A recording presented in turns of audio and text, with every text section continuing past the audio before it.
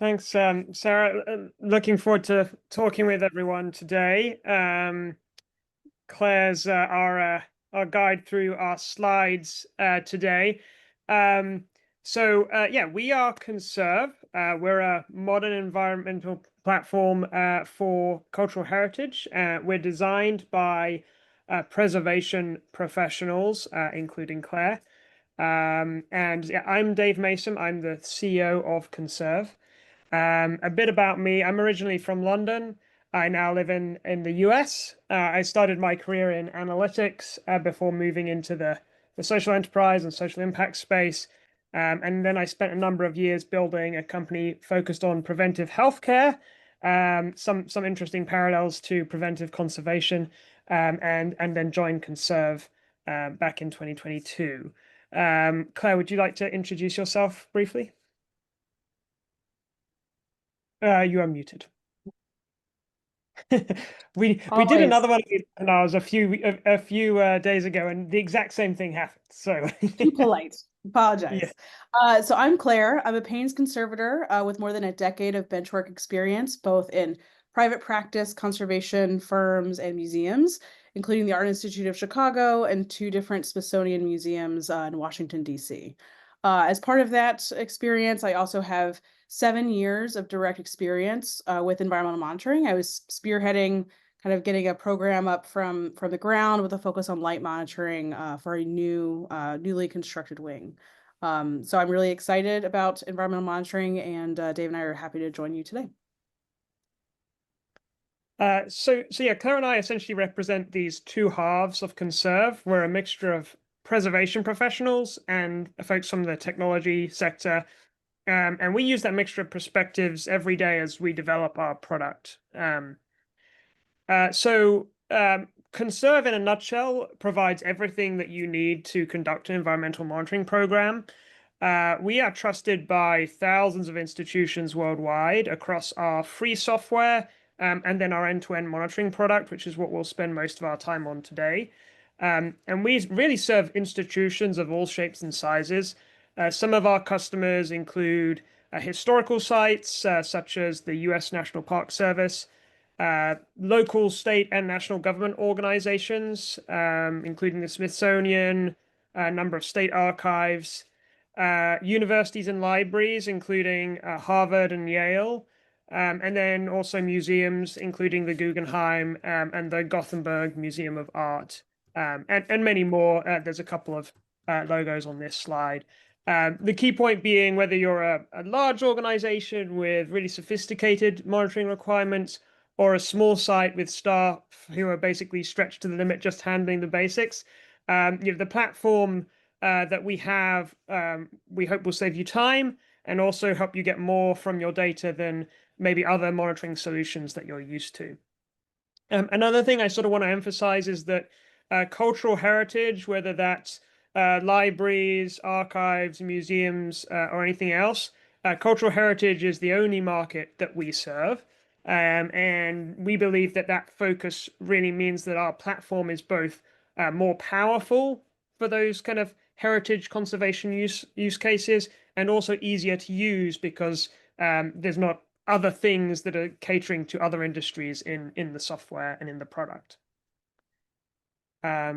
So let's kind of dive in a little bit more detail. We'll talk through a couple of different pieces of our platform, but in a nutshell, from a hardware standpoint, you can set up our system in minutes, even if you're not technical. The hardware is long range, it has long battery life, and it gives you automatic data collection for the basics, temperature and humidity, but also light. We have leak detection sensors and a number of other things that we'll go through. The system works even in really challenging collection environments, whether that's offsite storage with really dense, floor to ceiling storage racks, or walls of thick concrete and rebar. We've sort of seen it all. And then we also handle all of the system maintenance as well. So we handle the networking and all that sort of stuff to make sure that your system is secure and also future-proofed.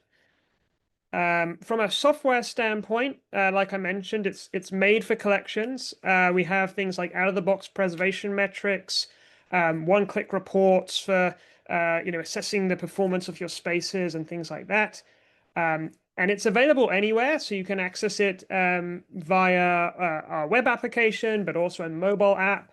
And then we have customizable alerts that you can receive via SMS or email.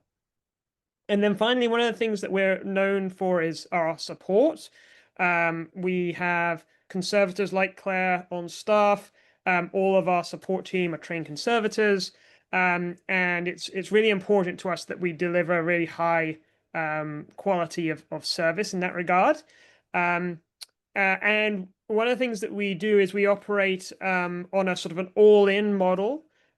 So we stand by our hardware. If you have any issues with the system, we will swap things out, no questions asked. And this all-in model also incentivizes us to support you to be successful and get the most out of our tools. We also have a lot of additional resources for free in many cases, whether that's how-to guides. We host a lot of Ask Me Anything sessions with experts in our community on conservation topics. And then we have like ongoing education and training around our software and that sort of thing as well. So overall, we're not just about data collection. Our kind of vision is that monitoring really gives you the information, the insights that you need about your collection environment to make better decisions, make the right investments for your collection, and therefore hopefully protect your collection for future generations as well. So a little bit more about what we'll cover. Claire's going to walk through essentially our software, the analytics and the preservation tools that we have. One of the reasons we start there is because this is where many of our customers start. Often people will use our software by importing data from previous loggers or sensors that they've been using, and that's all for free. And then upgrade to our hardware and our full service. So we're going to start with the software. Then we'll talk about our devices, including our sensors. We have a control product, and then also some tools for emergency response. And then we'll talk about the non-technical aspects, our support, the educational offerings I mentioned, and our free community. And then we'll have time for Q&A. Conserv is very much the product of years of conversations that we've had with conservators, facilities folks, curators, and so on and so forth. And so the system is really designed based on feedback. And so we'd love to hear what is on your mind once you've kind of heard what we have to say, and we really welcome your questions. So with that, I will hand over to Claire. Great. Well, thanks, Dave. So let's talk about software. So this quote here from Tony really sums up our goals for Conserv's tools. Everything we build should be really intuitive and helpful for you, our end users, so that you can spend more time understanding your data and less time kind of wrestling and grappling with it in the software. So we have a web-based app. This allows you to model your spaces into a sort of clear, organized hierarchy. You can have buildings, individual rooms, and sensors therein, and assign levels to assess the performance of those spaces sort of across even multiple buildings. This is going to play. There we go. This is a little video walking through kind of the look and feel of the software. You have your hierarchy. You can click through quickly to see your analytics. You can look at different sort of preset amounts of time, zoom in to any problem areas. You can then kind of dive into the data, really see what's happening from a, sort of data point to data point kind of aspect. One really wonderful thing about the software is that you can create observations. So it's basically annotating the data, being able to say, we had an outage, we had planned maintenance.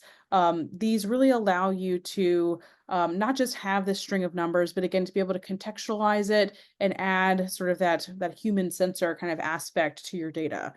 We know this is really important because when you are going back to sort of give months or years of data to lenders or submitting reporting for accreditation.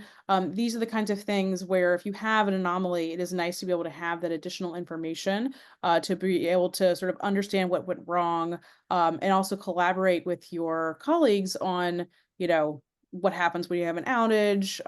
It was super cold outside, it was raining. What can we do sort of the next time this happens, or how can we anticipate this? Understanding how your spaces work and then sort of doing better in the future. So in the software, you can set different levels or sort of parameters based on your organization's targets. We use those levels to calculate preservation metrics to assess things like risk for mold and chemical decay, and to communicate the performance of your different spaces to different stakeholders. We have a number of ones that are sort of preset, but you can customize them. It's very easy to move spaces between those sort of level parameters. And again, when you are looking at the sort of analytics views, this is coming up here. This is the parameters that you've set basically are the ones that allow you to see how your spaces have performed over time compared to those benchmarks. I'll see if I can pause it here. Well, right here, so this shows you some key ones we have. In terms of it really helps you contextualize your data. So for temperature, for example, there's two different ones. One will tell you the time within range. Another will tell you about fluctuations. So it kind of gives you a very quick distillation of how your space is doing compared to those benchmarks.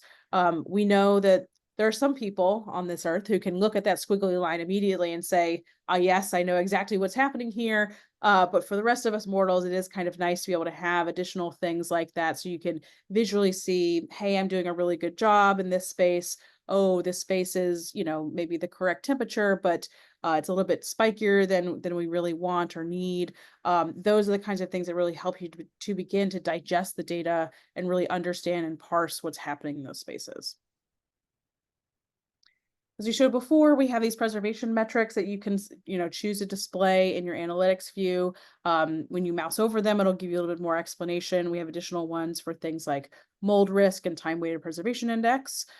Your observations can show on this sort of bottom line. So then if you, see you have this spike, you can also then click through and see the observation and see any notes that you or your team members have added to the sort of annotate the graph.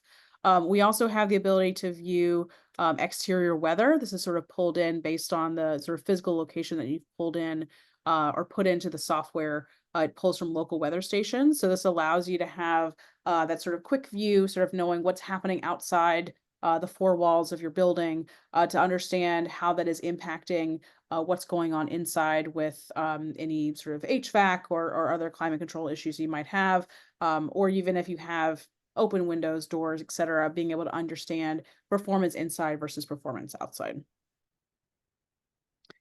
We have a couple of different ways that we can pull reports. We know that having all this data kind of living inside the software is one thing, but being able to sort of export it, share with colleagues, send to lenders and borrowers. These are all really helpful features that really make this data sort of useful and work for you. So we have a few one-click kind of reports for preset things like this one is a facilities report, essentially understanding, how your spaces are doing in a certain format that's needed domestically here in the States for some accreditation purposes.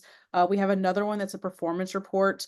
I sort of talk with people about, when you need to talk to your boss and they don't want to see a graph that, that might be a little bit intimidating or they're not used to seeing that. They just need a really high level view of, hey, is this good? Is this bad? Kind of some general orientation. That sort of gives you that kind of quick snapshot for all your different spaces that you've selected to put in that report. So we make these things really easy and we sort of know the kinds of conversations that you'll be having, the kinds of things you need to report on, because we've done a lot of this work and we've talked with hundreds of collections about sort of gathering their feedback and understanding their needs. So we're very keen on making these tools really helpful and useful for you and really understanding what you're trying to do with that data as well. In addition, we have the ability to run some custom reports from the analytics view. So essentially, you get everything how you want in your analytics view. You can sort of click a button and then you can generate a report from that. You can send it to colleagues. You can also now schedule it to have a recurring delivery. This is something I know that I experienced when I was in a museum where, you've got a lender who needs a report every Monday morning on what's happening, in your special exhibition space with that loan. Instead of having to run it every single Monday and go in and pull it, you can sort of schedule this weekly delivery of the data, so that comes to your inbox, easy to forward, also easy to sort of share with them if you want to sort of have them sort of join your software. One thing that is really important to us about the software is that we've designed as kind of a big tent idea. So we know that it's many hands are sort of involved in this work. So we are trying to make really good and helpful tools for collaboration. And one of the things we have is the ability to have unlimited users in the software. We know that it's helpful to have other people making observations, adding notes. You want to bring your facilities people in. Maybe it's a new facilities person. So instead of having to worry about seats or licenses or that kind of thing, we have this, again, that sort of big tent idea. So you're able to bring in whatever colleagues you need to be able to really collaborate well and sort of do that job that needs to be done in your collection. We know that a lot of times these kinds of reports are used for things like accreditation, things like loans. And so by having the ability to have this really flexible sort of structure, you're able to very quickly and efficiently get the sort of news you can use in that report format sort of sent to you by email whenever you need it. Something else that's very exciting about the software is that we're really big fans of being able to import data. We know this is important if you have lots of years of back data for your spaces. Understanding those trends over time is very important. This is something that we know, again, from experience and having talked with lots of folks, that a lot of times the sort of secondary system for environmental monitoring that we have through something like Conserv is often a complement to something like an HVAC system that, while it does have some data, it's not always in the places we need it in terms of sensor location, but the data is also not always kept for as long as we need it. Here I know we need 3 years of data for loans. Sometimes it's 1 year. So having that really robust data set and that history is really important. So we've designed the software so you're able to import data from other sensors, other loggers. Right now, we have several sort of kind of name brands of loggers that are fully supported, that have kind of dedicated paths. We sort of know how they work and you can bring them in. There are additional manufacturers that we are sort of learning more about those files and working to expand sort of that full turnkey support. So if you are trying out the software, if something's not working, we're happy to work with people in terms of understanding the different file formats and seeing what we can do in terms of helping to adjust any files that need to be sort of tweaked and able to bring them into our software. In addition to historic files, this was one way that people are able to try out our system. So you might have other loggers that you're using. You have a few Conserv sensors that you're trying, say in offsite storage or special exhibition spaces. And being able to have both those things together in the same place is really powerful in terms of not just assessing our system, but also, again, having all that data in the same place, which really makes it really easy to work with and collaborate with colleagues.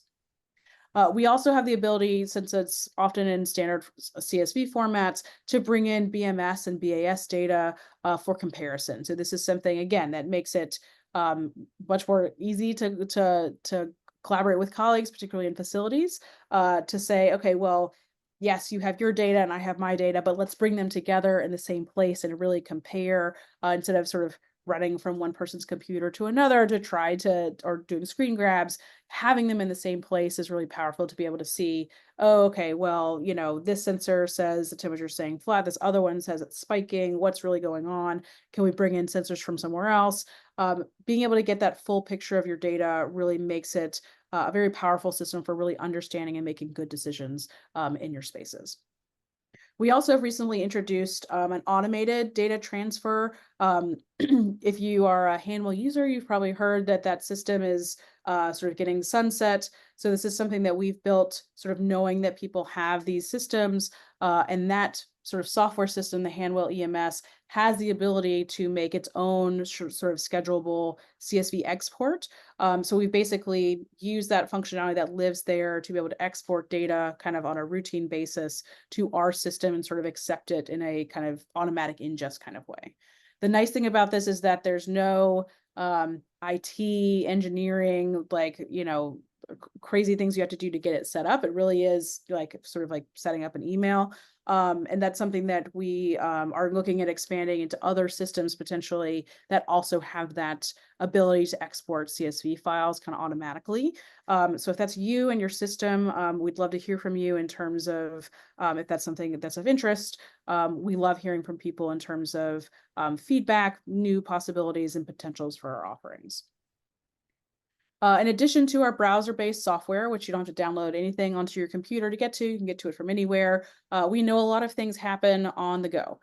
So we have a mobile app for sort of Apple and Android that allows you to spend more time in your collection and less time sort of chained to your desk, sort of crunching numbers. So in addition to viewing data, like, what's happening over in this space where I'm not at when I'm on my phone, you can add additional observations in the mobile app. You can assess the wireless connectivity. You can take spot readings. So if you walk into a space and you say, hey, it's hot in here, just how hot is it? You can ask it to take a sensor to take a reading. You can also download the data that's stored on the sensor. We know, again, having that full set of data is important. So our sensors are able to sort of collect and store data. It's not indefinitely. I'm not a good conservator if I say it is, but I think it's about 14 years. It's sort of normal use case. So plenty of data that's stored on those sensors that you can access if needed.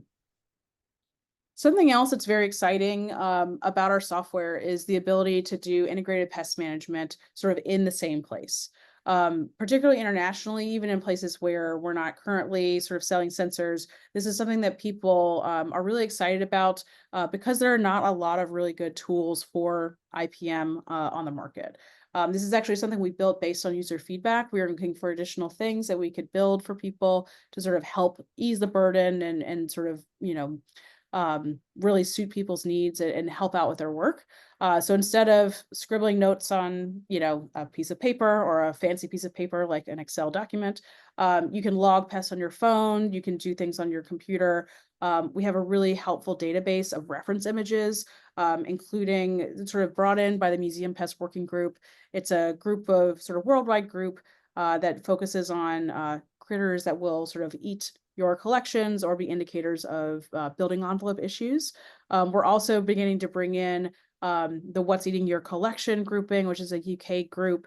So it is something that we are sort of expanding and always iterating on over time. And again, because you have, there's sort of no limit to users in the software, and this is a totally free offering, it is something where if you're very excited about bugs, you're welcome to sort of get started and use this IPM feature. So we have a video that kind of walks through the general functionality here. We'll play, there we go. So it's set up, the hierarchy is similar to that of the environmental monitoring sort of side of things. You can mark your traps as checked. You can upload pictures with the sort of observe tab. So as you're sort of doing your checks, if you're taking pictures with your phone, you can sort of upload them and have them as a reference. Then the database is sort of on board. It allows you to search by life cycle stage, by common name. It has a nice library of images. I should have given people a trigger warning for bugs before this started, but that way you're able to really sort of look through, identify the creatures on your traps, adjust counts, and after you've done that work, you do have these analytics that come through, pest count by month, by type, by space. We also have the pest occurrence index built into the software that allows you to normalize based on the area of the space that you're in. So there's some powerful tools in there that sort of help turn this from kind of a list of creatures into something that's a bit more impactful and allows you to get more out of that data. Another great thing about IPM is that you're able to make observations kind of outside of your trap. So if you have, a blunder trap over here, but then you see something on a windowsill, you're able to sort of add that as an observation in the space. I sort of joke that it's my quest to end the bugs in bags on desks, to be able to say, I brought you a treasure from one of your colleagues. You say, you could just take a picture and then you can upload it. So then it's sort of tracked by location, you know where it is, so you don't have gifts left on your desk. So I will turn it back over to Dave to talk a little bit more detail about our hardware and sort of nuts and bolts on that end. Awesome. Thanks, Claire. We're going to pepper these kind of quotes throughout because we feel like you can obviously, we can say a lot of things, but it's helpful to kind of hear from folks who are actually using the system. And this quote from Gretchen kind of shows what we're aiming for with our hardware. We want it to just work. And as I mentioned kind of at the start, whatever challenges you face with your collection environment, we know there are collections in all sorts of weird and wonderful places. We've probably seen it before. The reason we kind of highlight Gretchen at Carnegie here is she described her building as a perfect Faraday cage because iron slag left over from steel production was used in the mortar of their stone buildings. So they tried a number of different wireless solutions, didn't have any success. And then she tried Conserv and was able to get up and running without issue, which obviously made us feel pretty good. In a nutshell, our hardware was designed to work seamlessly with the software. And as I mentioned before, most people are able to get it set up in minutes. So the sensors are really easy to set up. You just pull the tab out of the back of them and they will connect. They send data to the cloud every 15 minutes for regular measurements like temperature and humidity. And then almost immediately for event-based data like shocks or leaks. One part of our model is a full warranty. So if there are any issues with your devices at any point in the subscription, we will replace them. We also give you the option to swap out your sensors every 3 years. So we'll send you new sensors. You send us back the old ones. And the new sensors we send you will be freshly calibrated. They'll have new batteries. And so you never have to worry about inaccurate readings or dead batteries. And then obviously we refurbish and check the ones that are coming back to us so they can be reused as well. As I mentioned with Gretchen's example, our network coverage is really, really good. We use a technology called LoRaWAN, which is optimized for long distances, as well as low power consumption and security as well. And then Claire mentioned this a couple of times, but because our system has been built on the cloud from day one, you can access the data from anywhere. And and that just means that the system works kind of even if you're remote and on the go. So we're going to dive a little bit into our flagship sensor, the smart collection sensor. We specifically designed this sensor to address some gaps that we saw in the market. So one aspect of it is that it measures a bunch of different things in one small device. So it measures temperature, relative humidity, illuminance, UV, and shock. It and all the other sensors that we provide all have exceptional range. If you're familiar with like a Wi-Fi based or a Bluetooth based wireless system, this significantly outperforms those kind of technologies in terms of range. We use a top-of-the-line sensor component for temperature and humidity, so that provides both high accuracy and low drift, meaning that calibration is not required as frequently as some other solutions. The form factor, you see an image of this on the screen, is elegant enough that curators are happy for it to be on the wall in public-facing spaces, and it's small enough to fit in things like display cases. We also have paintable covers, if needed, that can help the sensor truly blend into its surroundings too. And then, as I mentioned before, we designed the sensor to be refurbishable. So when the sensor reaches the end of its useful life, its components are easily swapped out, so we can reuse it and avoid landfill as well. The setup of the equipment is easy enough that the majority of our customers do it themselves. We're of course happy to help if we need to assist with appropriate placement and that sort of thing. Um, Often people are a little shocked with how easy it is. So we've got a video to sort of highlight this. Um, Basically, all you do is plug in the gateway, which is connecting the sensors to the cloud. Then it connects via the mobile network. Then all you do is pull the tab out of the back of your sensors. They'll beep to tell you it's on. They'll flash green, and then data will start flowing. And the first time that data point comes in, you'll get an email, and you'll start seeing that data flow into your account. And again, we have lots of tools to sort of help verify that things are working properly, from connectivity indicators in the software and range testers and things like that. And now we'll do just a brief example of the kind of range that we're able to achieve. So in this kind of bird's eye view image, the gateway is located below ground, and the sensor is over 100 meters away in a gallery space. Despite several floors, lots of concrete and steel in between the two, the message reliability here is over 99.9%. We have a range testing function in the mobile app, so you can check signal strength as you're going around and placing your sensors. And then for the gateways, like I mentioned, that the standard thing that people use is the mobile networks.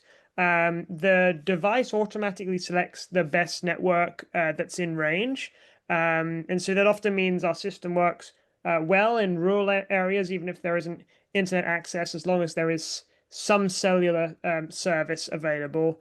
But you can also connect it to Wi-Fi or Ethernet as well. So there's a number of different connectivity options in terms of then relaying that data that's coming from the sensors to the cloud via this gateway. And then because we use the LoRaWAN network, security and network management is built in. Some legacy systems, you have to manually assign IDs to devices. You have to worry about frequency management and conflicting radio waves and things like that. And none of that is a concern with the system that we use, and we handle all of that network management stuff for you. We have a range of sensors beyond the flagship sensor. So we have an outdoor sensor. So if you're interested in the exterior environment and that, local weather station isn't precise enough, you can use that. We have cold and cryo storage sensors for collections requiring those kind of particular conditions. And then we have a variety of leak detection options as well, which we'll go into in a little bit. And then something that we've recently been working on is Conserv Smart Control. This is a control product that we are currently piloting. So if you're interested, please let us know. From conversations we've had with a number of institutions, we know that controls is often a big concern, sometimes requires a mix of complicated solutions. And so what this allows you to do is pair Conserv sensors with control devices like conservation heating or dehumidifiers, and define rules to achieve conservation and sustainability objectives.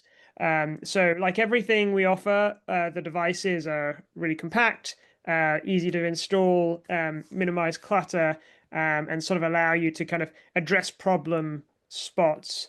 And if you want to go to the next slide, Claire, this is an example of the sort of the visualization of this information. So it allows you to view the interaction of the environment and your device over time. You're also able to assess energy usage from the device too. And so it's kind of all integrated in this same system, which is again another principle of ours, is we want to put everything in one place so you can look at the correlations and the interactions between these different things and get a good sense of how your spaces are performing. Next, we want to talk a little bit about emergency response. So, one of the really great features of a real-time wireless monitoring system is being able to take timely action when things change and go awry. This example from Megan is one of our kind of typical case studies.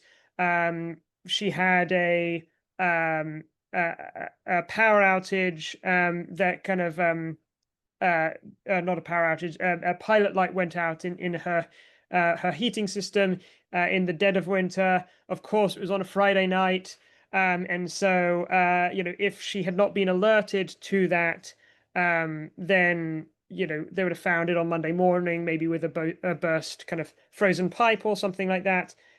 Instead, she got an alert from Conserv, and she was able to address it quickly.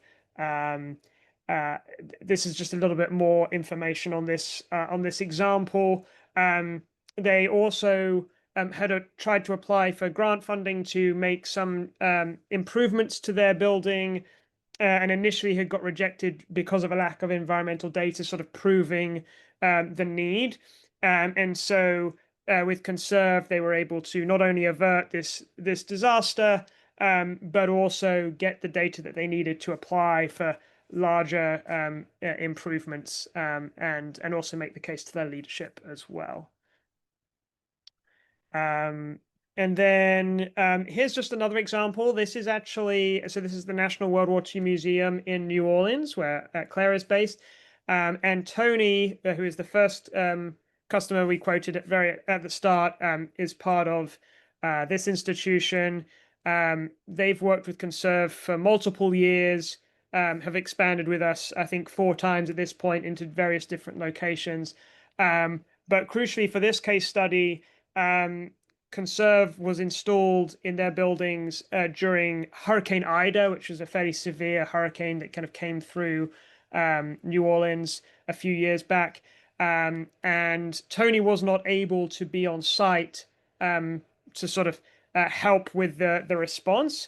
But because of having the data on her phone, she was in regular contact with the on-site team, and was able to direct them about, where are the problem areas, where do we need to install dehumidification, for example, and where are places that are okay and they can kind of leave, as they are, and not mess with them, potentially make things worse. So that was really helpful for that disaster preparedness and response, and making sure that they did the right things in the heat of the moment there. So let's just talk a little bit about how this all works. So the core of this is our events and alerts feature. Our alerts are configurable. They can be delivered by SMS or email. Because we have unlimited users in the software, you can subscribe anyone on your team to receive an alert with their permission, of course.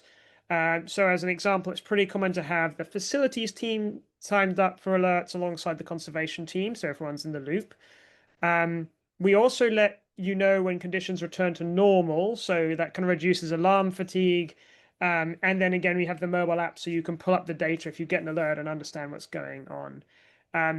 Much like with the observations that Claire mentioned earlier, we also allow you to annotate events that you've been alerted about as well. And so you sort of have that longitudinal data set of, what has happened, how did we remediate the issue, so you can kind of pull out lessons that, the team needs to kind of take away for the next event, or hopefully to prevent future events as well. And then I mentioned leak detection earlier. So we've got 3 different kind of types of leak detection sensor. They broadly kind of fall into 2 buckets, though. We've got point-based leak detection, which is for things like drip pans, and then area-based sensors. So, for example, the one in the top left is a rope leak detection sensor, so you can put that along a pipe or along a wall that has a tendency to have water ingress, and then we'll be able to detect if water hits anywhere along that rope. And so, once that happens, we can send you a text message and let you know, within a second or so of that event happening. I've been talking a lot about emergency response and responding quickly in the moment. Obviously, for a system to be appropriate for that use case, it needs to be reliable, dependable, always online. So our system has fail-safes built into every layer of the system, including the hardware, the data pipeline from the sensors to the cloud, and then the cloud infrastructure that supports the software as well. Just to give you a sense of scale, we're processing millions of readings per week. We have billions of data points stored in the system, so we really do have significant scale, and the system can handle a pretty heavy load as well. And I will hand back over to Claire to talk about our support. Great. Well, thanks, Dave. One thing that's really different about us is the way that we approach support. We don't think about this as an afterthought. We really think about this as a core part of our offering. Again, it's not just about collecting data. It's about being able to help people use that data for good things in their spaces, because that's really what moves the needle in terms of preservation for your collection. So this is a great quote here from Chloe. We try to be very helpful, courteous, of course, but really responsive, and being able to really help people get more out of their data. So these are our two superstars that are working in customer success and support. Melissa and Angelica are both trained conservators with lots of experience doing this in institutions similar to what I have. And we really see ourselves as a partner to the collections that we serve. It will feel very different as, if you're working with us at Conserv, by having, conservators and preservation professionals on our staff and sort of helping sort of build this experience from the ground up. So again, things like thoughtful product design, reports, the features that we have, they're sort of really keyed into the needs that you have in your collections. We're sort of very consultative in our implementation. I talk with people about this. We know this is not add to cart on a Tuesday, and you're sort of done. This is something that's involved. And so we have a lot of experience, and we're able to sort of guide and help. And even if it is things like purchasing process, or how many do I really need, or tell me again what the difference between those leak sensors. We want to make sure that you have the exact tools that you need, and that these devices are serving you well in your spaces. We also have a lot of great sort of self-help tools. We have the option for guided installation, and we want to make sure that things are set up and working properly in your spaces. We are super responsive for technical support in multiple time zones. We do annual check-ins with all of our customers. We have lots of really wonderful educational resources and a great community. And 100% of survey respondents, for using our technical support in the last 12 months have said that our support is very easy. It is something that we pride ourselves on, and we know that having a good experience with support can really kind of make or break how this work is going for you. And we've heard from so many people about a number of challenges in the space. So we're really pleased to be able to offer a really great experience for our customers.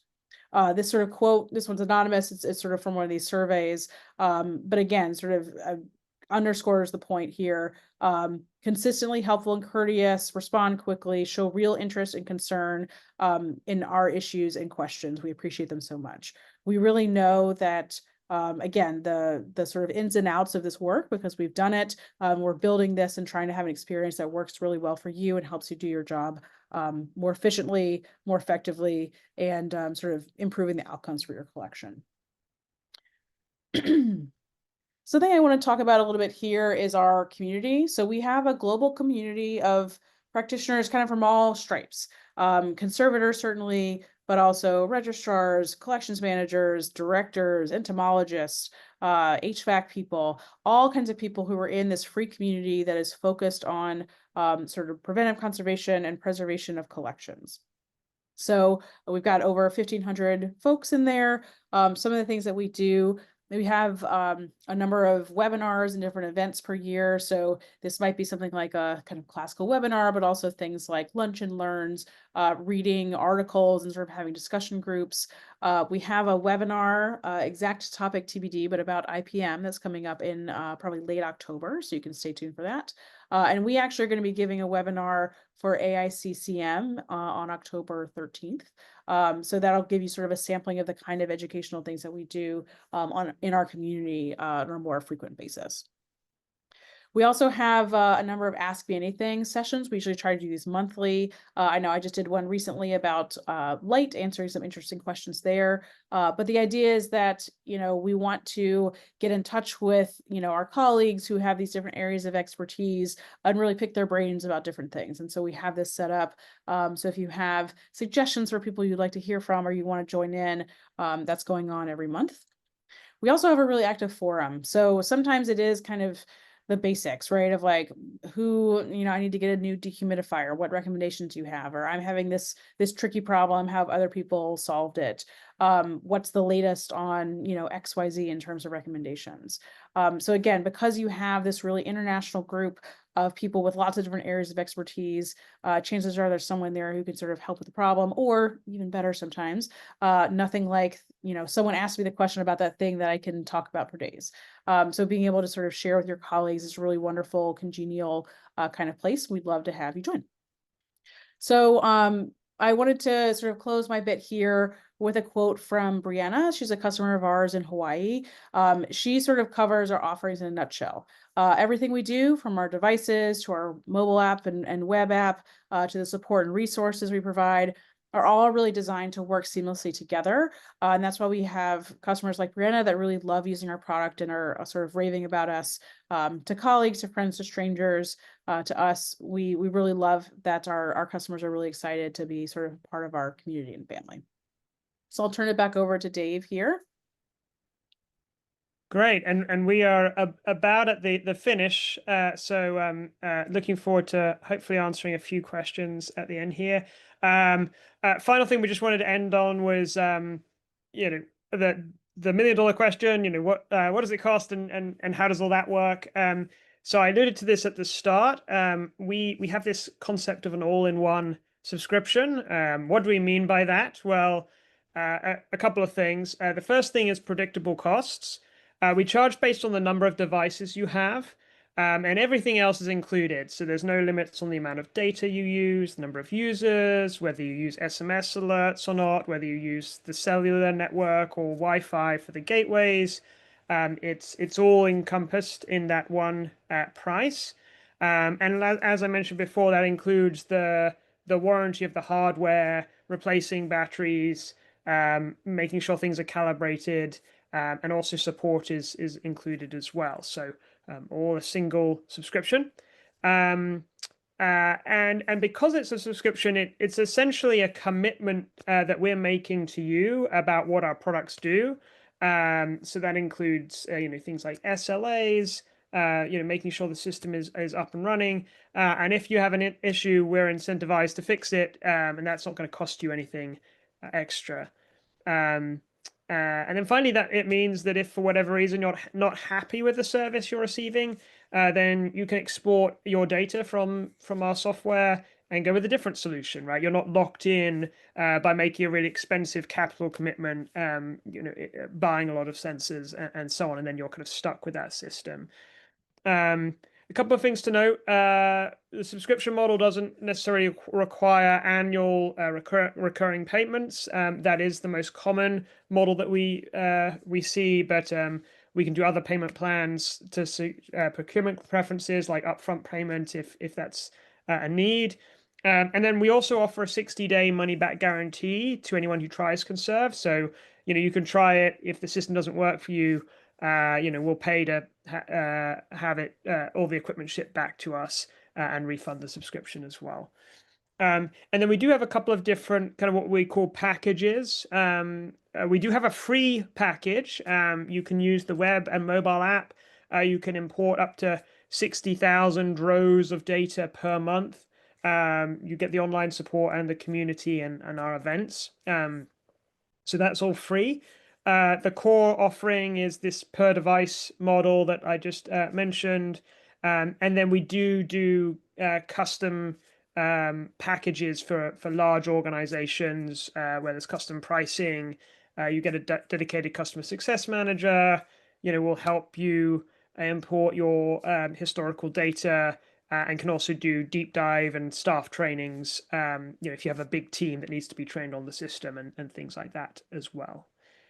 And so we'll just end here by saying if you want to find out more, we'd love for you to join our community. Once again, that's completely free. There are plenty of people that are not Conserv customers in that community as well, so don't feel any obligation on that front. You're also welcome to sign up for the free software account and give it a test run. And then if you're interested in just kind of finding more, you can book a chat with Ali, who's our strategic partnerships manager and is also going to be coming to Australia in October. And she would love to talk to you as well. And so with that, we'll pause here and would love to hear if anyone has any questions. And once again, thank you to CAVAL for hosting us. We really appreciate it. Thank you, Dave and Claire. Do we have any questions at all?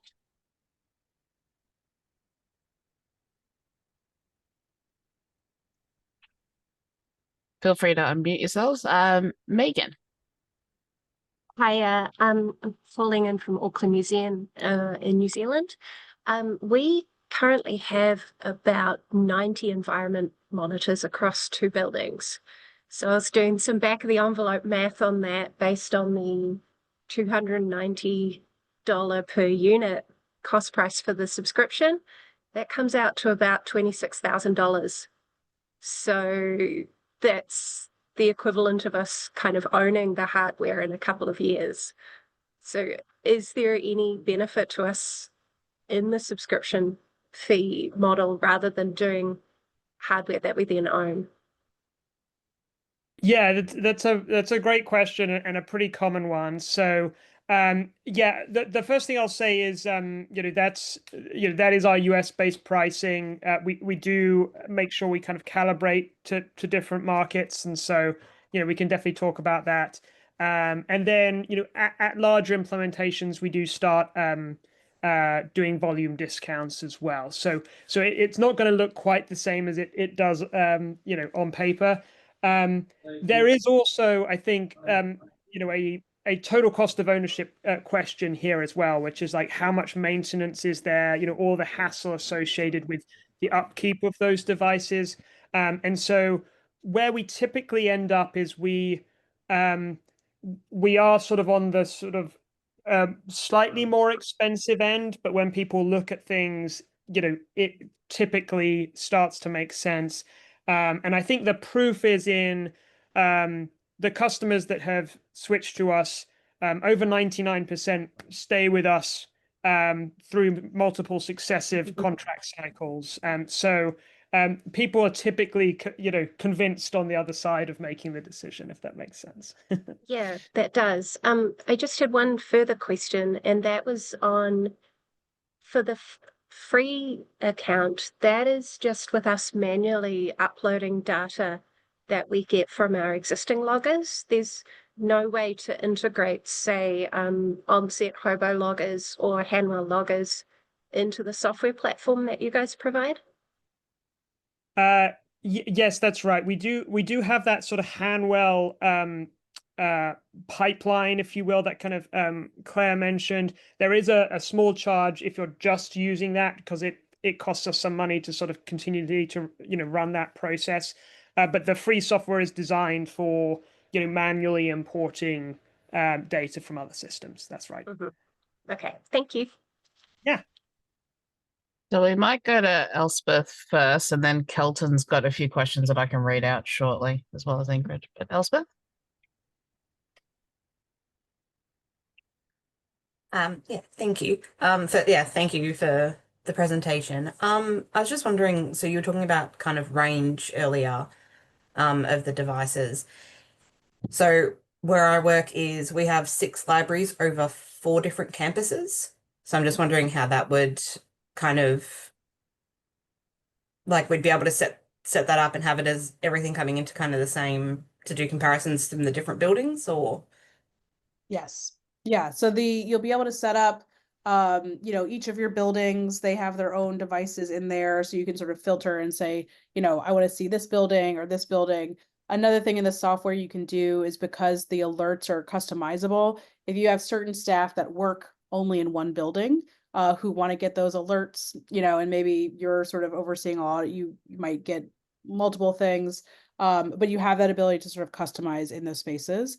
In terms of range between the gateway and the sensors, in our most difficult sort of implementations, which are often libraries and archives, we typically recommend one gateway kind of for every other floor. So if you had a 6-story building, gateways on 2 to serve 1, 2, and 3, and on 5 to serve 4, 5, and 6. But I have also seen it go, 4 floors through cinder block compact storage in an archive kind of storage warehouse. So the range and the penetration of the LoRaWAN signal is pretty incredible. Thank you. All right, thank you. And just to read out Kelton's questions just for the recording. So his first question is, so the device does not need a LoRaWAN. It can work without the radio setup? Yes, if I'm understanding the question correctly, so our system uses LoRaWAN as the radio protocol communicating between the sensors and the gateway, and then the gateway uses the mobile network, the cellular network, or Wi-Fi or Ethernet to connect to the cloud, and we handle all of the provisioning of those devices onto the network and setting them up. So just in kind of very basic terms, what you will experience is receiving the equipment, and when you log into your software account, you will already see those devices in your software account. And so then you need to just plug in the gateway, pull the tab out of the sensor, and then like name the sensor whatever you want to call it, Gallery 1A or something. And so all of the network management, and all the radio stuff, like we handle behind the scenes, and you sort of don't have to worry about it. Perfect. And this one is a question around devices and subscription. How much would one of these devices set us back with a free subscription? Can you give us an average quote?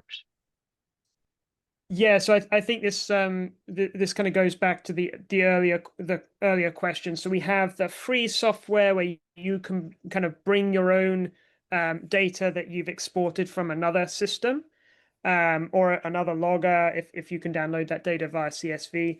And then we have our system that is kind of self-contained, which includes the hardware and the software together in this one subscription price. And so right now you sort of can't mix and match there. And we have that kind of all-in-one subscription. We do occasionally change that at kind of really large volumes, if it's necessary. But our preference is to kind of keep everything in that single subscription. Claire, anything to add on that front?